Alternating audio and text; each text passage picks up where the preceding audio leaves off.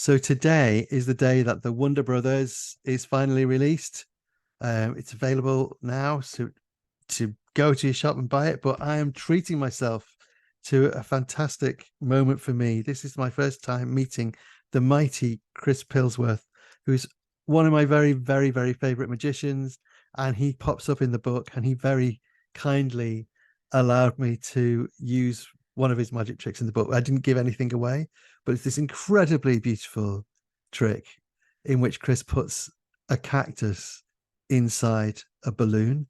And for me, that is almost like an emblem of what magic can be, because it's so beautiful and it's so simple, and it's just ordinary household objects that you've kind of released the magic from. I mean, it's literally the opposite of performing with white tigers on a stage in Las Vegas. Not to disparage that, but that's that kind of magic.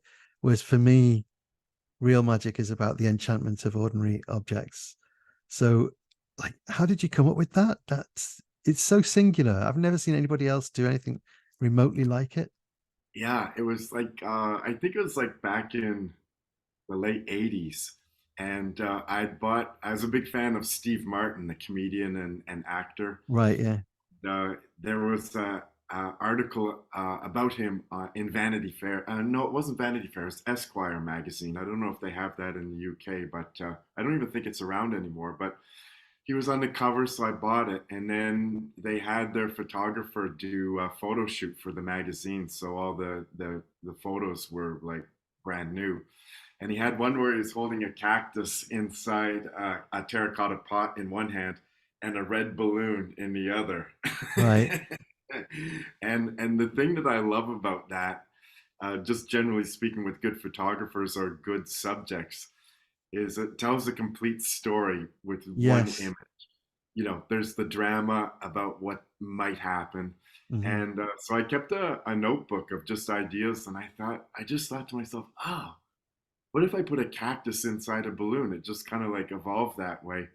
And then, as magicians, we have to do it like practically. We can't just wave a magic wand and have it happen. So Yeah. it took about like 2 or 3 years just to kind of like, how do you do that? Like, how do you actually manage to put a cactus inside a balloon? And it was a series of just like little mini discoveries going, oh, I could do that and use that part, and that would make that work. And then over the years, like it took me about 2 or 3 years to put it into the show. And the first time I presented it was at a magic competition in New York, and I came in first place, and that was the final trick of my act. And when I finished it, it was complete silence amongst the Wow. musicians for like about 3 or 4 seconds. And I thought, and I'd never shown it to anyone else before. And I thought, oh man, they've got this all figured out. And that was so lame. And then they started clapping. And my friend who was in like about halfway back, he told me afterwards that there was two older magicians in front of him. And right after I finished, one magician turns to the other and says, he put a cactus inside a balloon. He goes, I didn't know what to do. you know? That's brilliant, isn't it? I mean, So, what? I mean, because like I think one of the things that fascinates me about magic and that it has in common with comedy is that everything has to be exactly right. If you tell a joke a little bit wrong, you just yeah, sound stupid. And if you fumble a trick at all, you go from looking supernatural to just looking like a klutz. And I yeah. think with the cactus in the balloon, what could go wrong is very, very clear. yeah, absolutely. It's not minor. I mean, you set yourself a big, big risk there. Has it yeah. ever gone wrong? No, Wow. no, it hasn't. It hasn't, but it's evolved over the years. Uh, yeah, it's evolved just like as new ideas came into place. Like always, the thing that's great about the performing arts and magic and stand-up comedy too, and other things with stand-up performers is that we get to do it over and over and over again. And so Yes. the moment that the trick goes into the show the first time, I consider that like a baby, and it takes about maybe 5 to 10 shows before I feel not nervous with that trick. And then after that, it starts to grow based on the response of the audience. And they really do allow you to refine and polish a trick if you pay attention to them. You know, if you ignore them and say, oh, they're just not getting it and dismiss them, then you're not really taking advantage of the uh, the beautiful concept that a performance is like a laboratory where you get to keep refining and polishing things. That's And a so by beautiful the thing. time the trick's been in the show for maybe, I don't know, 4 or 5, 6 years, then it becomes what I call a grandparent. And because it's been through everything, you know, and it's reliable and dependable, and it doesn't matter, you know, if the sky is falling, they'll still deliver the goods. But it just takes the repetitions to get to that point in the life of that trick.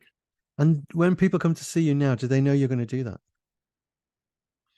You know, I don't do that in all the shows simply because it packs a little bigger, and in some venues it just doesn't fit. But I did a show in a 500 seat theater probably about a month and a half ago, and that trick was I always bring it when I'm in the bigger spaces, and it gets a terrific response. It's one of those things though that it does, like, it's always the same reaction. It's about 2 or 3 seconds before they start to clap because it's just such an oddball kind of trick.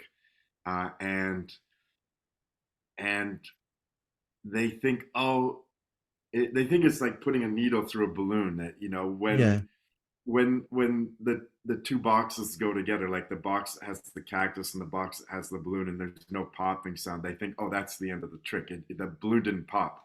And when I lift the two boxes away and the cactus is inside the balloon, and it's like, that's not what I was anticipating. You know what I mean? yeah. And so it just, their brain's just like, yeah, does not process. You know, is we're I not. mean, that's like one of the things that really drew me to the trick the first time I saw it was thinking, well, part of the history of magic and the history of writing children's books is a passing on. So, Mm, you know, we're constantly taking something from tradition and freshening it up. So everyone's got their own version of the ambitious card. You know, yeah. everyone's got their own version of, you know, the three brothers and the youngest one is a good brother in the story. But I've never seen anything remotely like the cactus and the balloon. I can't think of where it came from. It seems completely. I mean, you've told me the genesis of that story now, but it doesn't seem to me to relate to any other trick. It just seems so of its own. That's part of the beauty of it. And I guess that's partly why people are silent.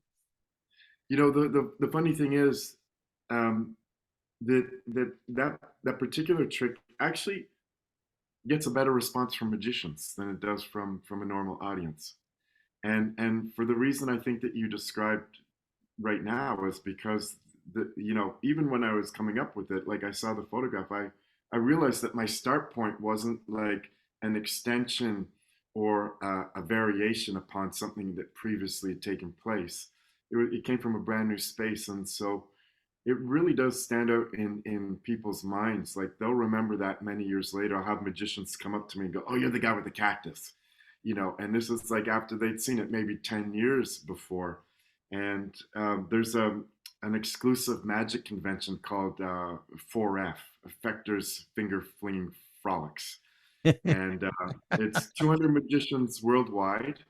And it's by invitation only. It happens once a year in Buffalo, and you need to be invited and sponsored by two magicians that have been there. And so a couple of my friends from Ottawa, where I live in Canada, they said, "Oh, you should go to this convention. It's a lot of fun." And originally, its origins were close-up sleight of hand magic, and every performer who's invited needs to perform in front of like the rest of the magicians. It's very nerve-wracking. And so I asked a friend of mine. He said, "Oh, you should do the cactus trick." And I said, is that allowed at this convention because it's a larger size trick? And he goes, yeah, yeah, they'd love it. And I did it. And I've been under the radar. Like, I've never courted the magic community to become popular there. And I performed like on the second or third day, and it was just like my calling card. Immediately, I was like, you know, you're the guy, you know, you're the man. And that opened up doors for me. I was invited to perform at quite a few other magic conventions. A friend of mine who's a great magician from China, he was involved in a 12-part TV series that was shot in 2017. which pitted the top Chinese magicians against each other. And then they narrowed it down to a team of five. In the final 6 episodes of the 12, they competed against magicians from other countries. So it's like Magic Olympics. And so my friend ended up being the host of this show, but the producers wanted the Chinese magicians to do really well. And so they hired a team of magic consultants to Wow, create this is a cutting edge movie. magic for them. And my friend from China had seen me, we became good friends just through Factors. And so he recommended me. And uh, in it was in the end of 2016, the producers were going around. They went to the States, they went to Britain, and they had a consultant from Japan. And so I got an email saying, "Oh, could you meet us in London, England?" So that because they're going to meet some potential uh, consultants there, and it was easier for them to fly me there than it was for them to come to Ottawa just for a Right, of one-off. course. Yeah, yeah. And so they flew me in November. We arrived on Thursday, and then I headed out on Sunday because I had some shows on Monday. And so they ended up hiring me, and it was all because of the Cactus, basically, because my friend had saw that and said, "Oh, this guy's really good. You should like hire him." So it's really neat. But And that's the the, same I with this mean, that's book. surely that's the ultimate accolade is fooling another magician. Yeah, but the same thing with this book, Frank. It's like when I was starting off in my career, I was like trying to plot things out. Like in 2 years I'll be here, three Yeah, years I'll sure. be here. And then as I got older, I got a little bit not tired of that, but you've done a lot anyway, and so I'm more open now to serendipitous experiences. And so like the cactus at that convention led to a bunch of things, and then you seeing it here led to this, and this is like so thrilling. It's Yeah, just like it's so well, it's cool. really, really thrilling for me as well, because Yeah, I think, I mean, it's a fun book for children, but it's also me trying to think about what wonder is. And mm, I think one of the things that struck me is that when somebody does a really good magic trick, what people always say is, "How did you do that?" Which is an admission of not knowing something. And so yeah, often in life, we're not allowed to say, "I don't know." If you watch politicians or you watch children in classrooms, if as a parent, you're not allowed to say, "Wow, but I don't get it." And a really good magic trick, like a really good joke, is a surprise. And you're surprised into knowing that you don't know everything. And that there's yeah, something really beautiful about that. And I think your trick does it. I mean, you've just said that's what that silence is.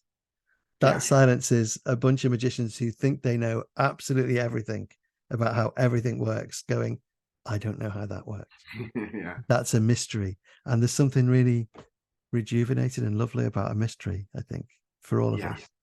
Yeah, that reminds me of another thought that I had where there's Penn and Teller. Oh, yeah. I saw them when they were doing their show, their very first show in New York, at the West Side Arts Center. It was a small theater off Broadway, and this was back in '86. And Teller does a beautiful trick where he has a rose that's in a flower pot, and they have one spotlight on the stage which is shining up, and then there's a piece of paper behind, and so the shadow of the rose is cast upon the paper, and then he takes a knife, like a butcher knife, and he jabs the knife where one of the leaves of the rose joins the stem, and he cuts on the shadow, and then that leaf on the rose falls Oh, off, and he so proceeds to go, beautiful. and it's beautiful. It's like one of my all-time favorite tricks that I've seen. And but what's important about it is that the kind of magic that I like is, and it doesn't always work, it's a very lofty goal, but it's where the the the the illusion is so pristine and beautiful that emotionally you no longer want to know how it's done. Oh, Like, that's, you know what I mean? oh, I'm Because so glad I spoke to you. That's if you great. if you know it, that you'll break something precious and you'll never be able to get it back again. That's beautiful. That, oh, I'm feeling that's emotional. Thank you. That's put everything into its place for me. That's, yeah, that, because that's what great poetry does and what great music does. Yeah, I don't know why this phrase is sad. I don't know, you know what I mean? But well, and it will stay with you. Oh, I'm going to end our interview there because this has been fantastic. You're not going to top it. That's your finale. And we're going to carry on chatting, but I'm going to pause the recording and say thank you so much for, well, thanks for that. You know, that's the second time. That's the second time you've really, really enriched my life. Thank you so much on this Oh, you're publication day. welcome. Thank you.